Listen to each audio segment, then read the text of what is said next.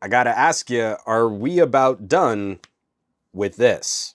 This episode of Some Gadget Guy is brought to you by viewers like you. All the folks who share content on social media and nudge up those algorithms, plus the incredible generosity of my patrons. Patreon.com/SomeGadgetGuy. More info on those awesome geeks later in the video. I don't think YouTube viewers are used to this if you're coming to my channel. I'm legit asking a question. This isn't a clickbait video title where I try to set up something and then misdirect for another part of a conversation. You just sort of notice more and more people these days reacting to a video title and not actually what's in the video. So, folding phones, are we about done here? The headlines we catch on the book folding phones, the mini tablet phones, seem almost equally bullish on how great they are and also negative for how poorly they sell. Lately, we've seen more competition for this idea. Samsung's market share is getting spread out across a number of other manufacturers. Interest and web searches for folding phones is higher. That's growing year over year. But the current total market for all folding phones still seems to be less than 2% of the total phone market. By some analyst accounts, it could be under 1.5% of all phones sold, and that includes the successes we've seen in flip-style phones. If I'm doing a little napkin math, the mini tablet phone as a total category is still struggling to catch the sales numbers from one device like the Galaxy Note 9. One premium phone from Samsung's past is outselling the entire market of devices like this. We are into our 6th generation of Galaxy Z Fold. We know Samsung isn't selling any quantity of Z Folds. That replaces the sales numbers they've lost since the Galaxy S and Note 10 days. That was sort of peak Android, where our Android phones were the most different from iPhones that they could have been. The glory days of expandable storage and headphone jacks, we just didn't know how good we had it. And when analysts estimate that folding phones probably won't reach 5% of the market by 2028, that's with some eye on Apple eventually, maybe, delivering a flip-style phone too. 4 years from now, any phone with a hinge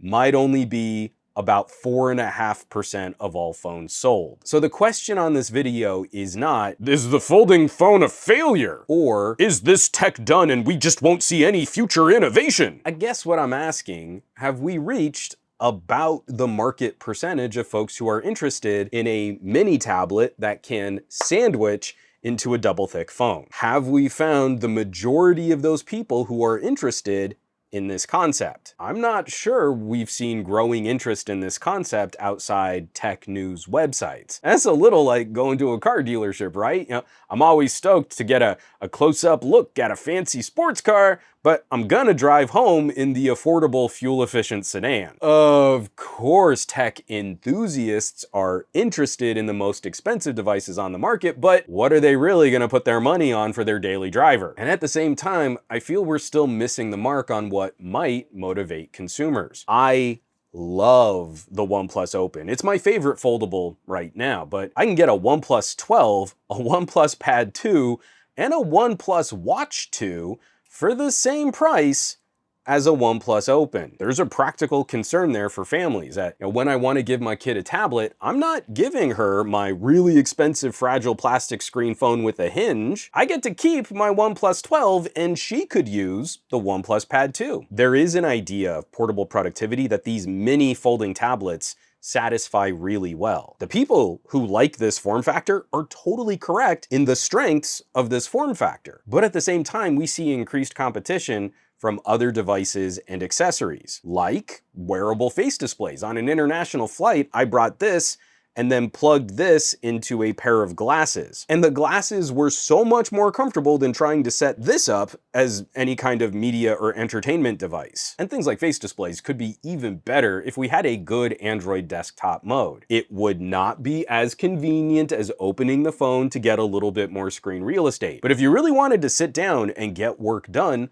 a little Bluetooth keyboard, a mouse, and a face display would be cheaper and offer an even better large floating screen experience to get your work done. I think it's funny And kind of interesting how techies keep writing off the phone and explaining to me how average consumers don't do advanced things on their phones, while also talking about folding phones as productivity power user devices. We're trying to come at this sideways, but the compute power and performance is the same. It doesn't seem to be about performance or merit. You keep drilling down, and one of the main arguments I encounter seems to be these are really expensive and it's good to feel like you own something kind of exclusive, which is fine. I'm not gonna tell you how to spend your money, but I don't think we're going to build more audience for that idea. So I will open this up for the chatter and the discussion.